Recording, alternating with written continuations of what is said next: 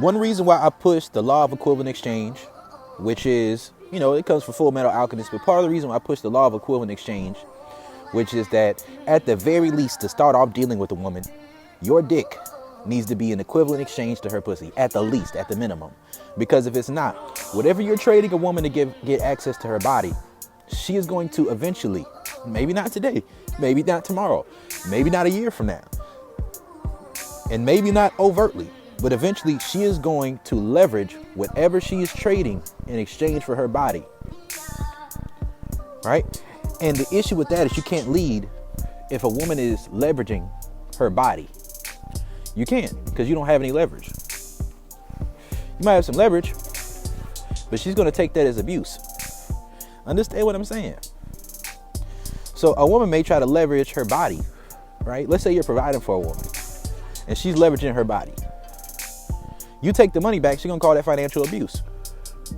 Let's say you're giving a woman time and energy in exchange for her body, and you don't give her that time and energy, right?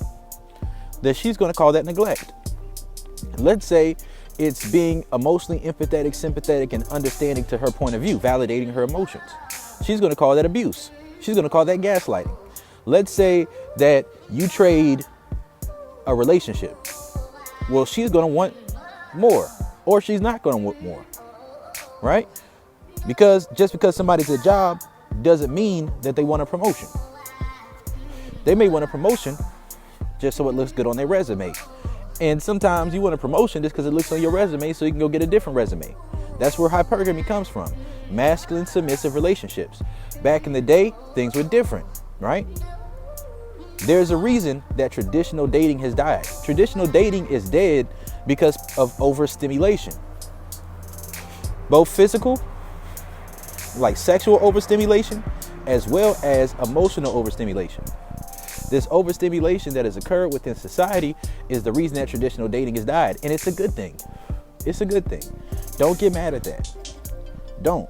Because you would much rather have a relationship where you're in alignment. It's just that if you're prematurely integrated, which means that you're masculine submissive or feminine dominant, which means that when you're growing up, you may have tried to be feminine submissive, you eroded, or you went through sexual disintegration.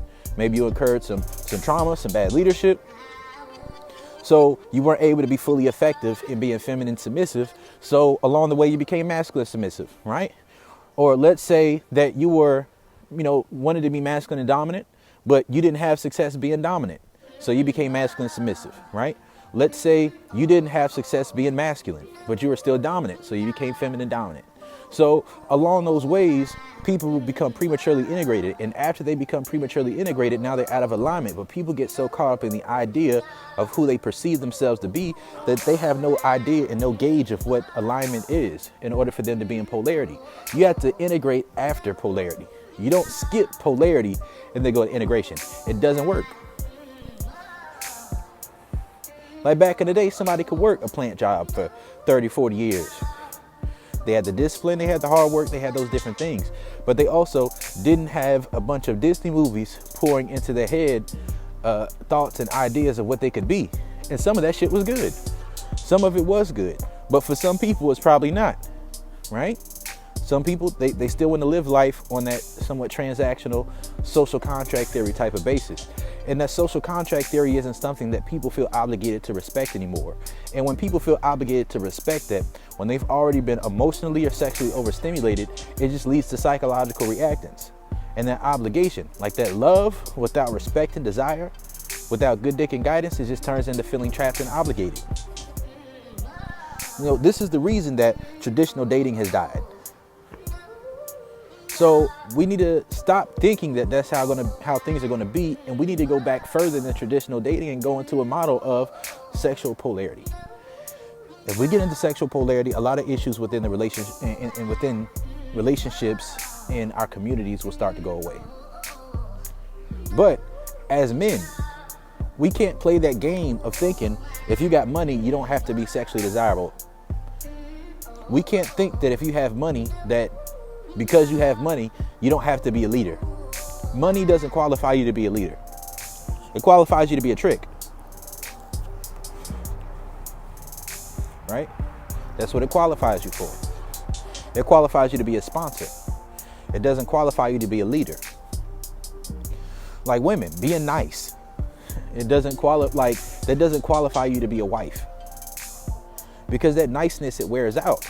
Eventually, you get tired of trying to hold back things that you feel like saying, hold back things you feel like doing for the sake of what you think is the other person. You have to do that shit from an intrinsic place of really desiring that man's leadership, really desiring to listen to him and grow, and really seeing him as a leader, someone you can look up to, right?